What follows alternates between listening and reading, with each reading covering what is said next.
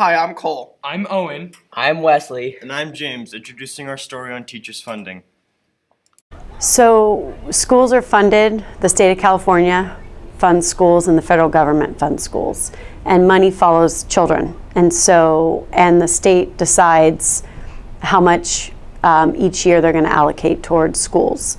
And so when the state changes their funding, how much they're going to allocate, and or districts lose enrollment, the budget changes.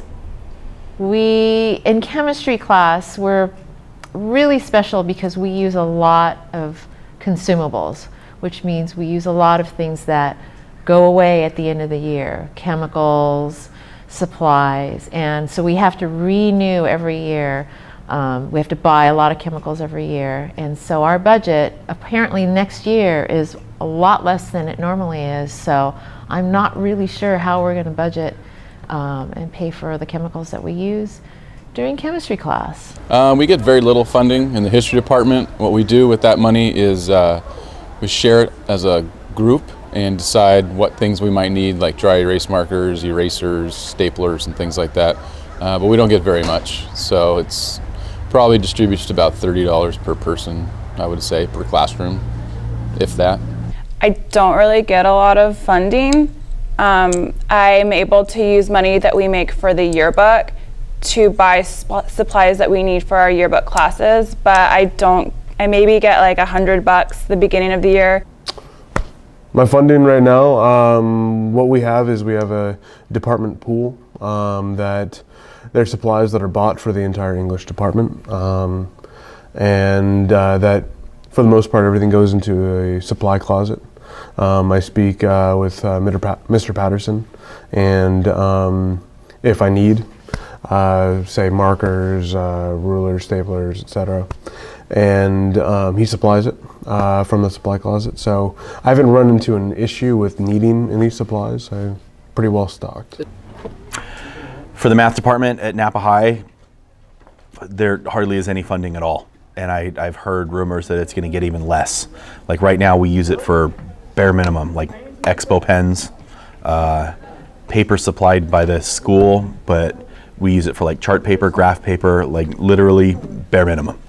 The funding for the manufacturing programs goes for a lot of things. It goes for new equipment, it goes for field trips, it goes for material, it goes for helping students get prepared for college and career. The class is based on manufacturing and machining. So we have traditional lathes, traditional mills, and we have some computer-controlled equipment, which is really the state-of-art equipment. So some of those teachers are funded through the county and the district, and some of those come out of RFTE.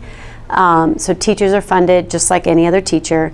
As far as equipment, there are state funding sources for career tech ed, and so that comes out of a different funding specific to support the growth and development of career technical education. I would love to get new tables and new furniture. My tables are falling apart if you take a look at them. The chairs break.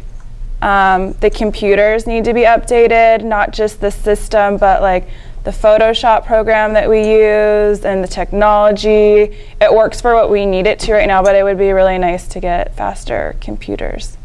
If it's sort of a negligent, if they're kind of goofing around, I do have them pay for it, and I have a little stash of cash that I then pay for new glassware. But we used to have a budget for glassware, but we no longer. So that has to come out of the regular budget. So teachers are funded through the district, and then the science department gets a budget every year for supplies, just like every other department. And then within our site budget, we allocate funds for labs and things like that. It's awful. It's kind of tragic. Teachers work their tails off every single day, and they sacrifice a lot for the classrooms and for school. And then to get a notice at the end of the year that you're not going to be back is completely disheartening, especially for all the education that a teacher has to go through to get a job like this. So I feel for them. I've talked to a few of them already and told them that I hope that no cuts happen, but if they do, that I'd be happy to help them out in any way with a letter of recommendation or anything that I can do. We're running low on, there's certain chemicals that are pretty expensive. Copper is one of them. I would buy a little bit more of that. Electronic balances, for sure. They're quite pricey, but they would last for years to come. Definitely technology. Napa High School and public schools in California are way behind when you look at the real world and how they're using technology.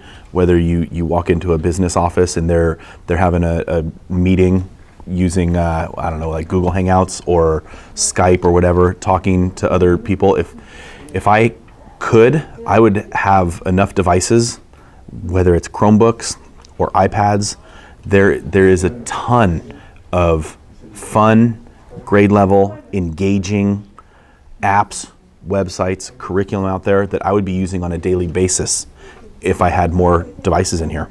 But it's unfortunate. I think we need a few more supplies to complete projects like poster boards, maybe a few more classroom devices for kids so that they have the ability to use the internet like we do in the classroom. So I would definitely look into more technology. I'd love a Promethean board so I can write on it, but that's obviously only for the science classrooms apparently. We adopted a textbook a couple years ago, CME, that wasn't very user-friendly. We don't. Most of the department doesn't use it. I use an open source curriculum that's like on computers. It was developed in like the state of Utah. It's called MVP, Mathematic Vision Project, and we love that. And so we kind of hunt and pick and use what we want to use. So we allocate some money to help journalism, broadcast journalism. A lot of what they do is through their ads, just like Yearbook. Those ads that they get help promote or help fund the work that they want to do. To the drum, this is Cole Brown. Owen Baker. James Margolis. And Wesley Gunfinger. Signing off.